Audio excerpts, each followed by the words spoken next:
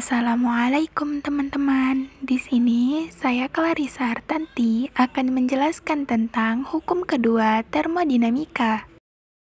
Hukum kedua termodinamika memberikan batasan-batasan terhadap perubahan energi yang mungkin terjadi dengan beberapa perumusan. 1. Tidak mungkin membuat mesin yang bekerja dalam satu siklus menerima kalor dari sebuah reservoir dan mengubah seluruhnya menjadi energi atau usaha luas menurut Kelvin Planck. 2. Tidak mungkin membuat mesin yang bekerja dalam suatu siklus mengambil kalor dari sebuah reservoir rendah dan memberikan pada reservoir bersuhu tinggi tanpa memerlukan usaha dari luar, menurut Clausius. 3. Pada proses reversibel, total entropi semesta tidak berubah dan akan bertambah ketika terjadi proses irreversibel menurut Clausius. Hukum kedua termodinamika berbunyi, kalor mengalir secara alami dari benda yang panas ke benda yang dingin. Kalor tidak akan mengalir secara spontan dari benda dingin ke benda panas.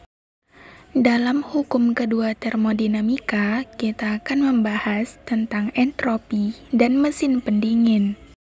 Pertama-tama, kita akan membahas tentang entropi. Apa itu entropi?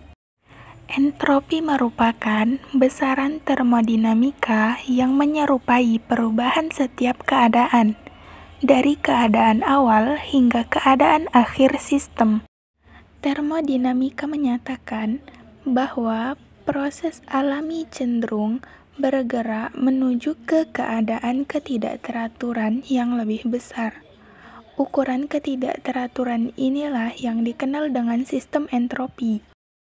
Semakin tinggi entropi suatu sistem, maka menunjukkan sistem semakin tidak teratur, karena entropi sama seperti halnya tekanan dan temperatur, yang merupakan salah satu sifat dari sifat fisis yang dapat diukur dari sebuah sistem.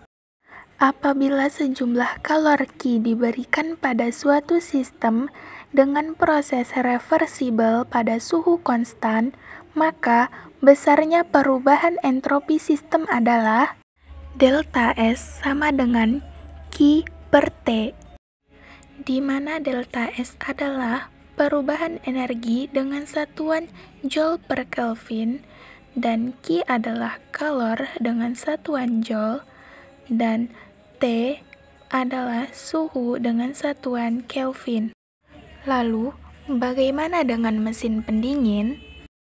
Mesin pendingin merupakan peralatan yang prinsip kerjanya berkebalikan dengan mesin kalor.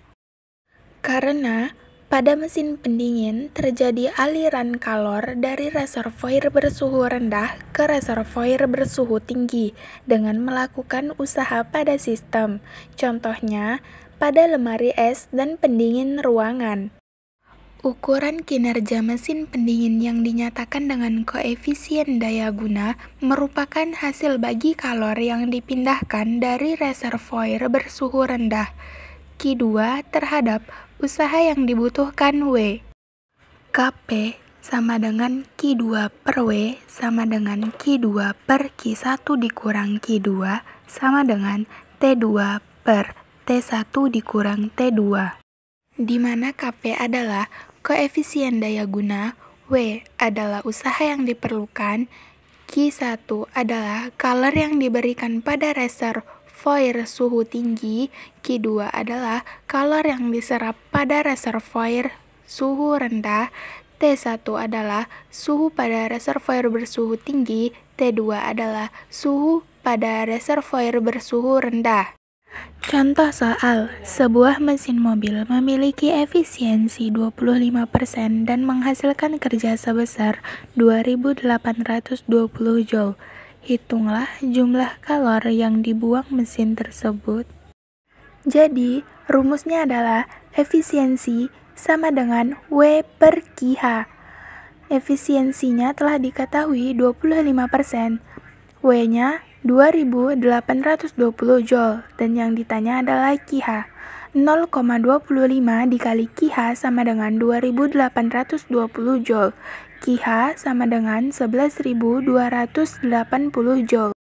Sekian video penjelasan dari saya ucapkan terima kasih. Wassalamualaikum warahmatullahi wabarakatuh.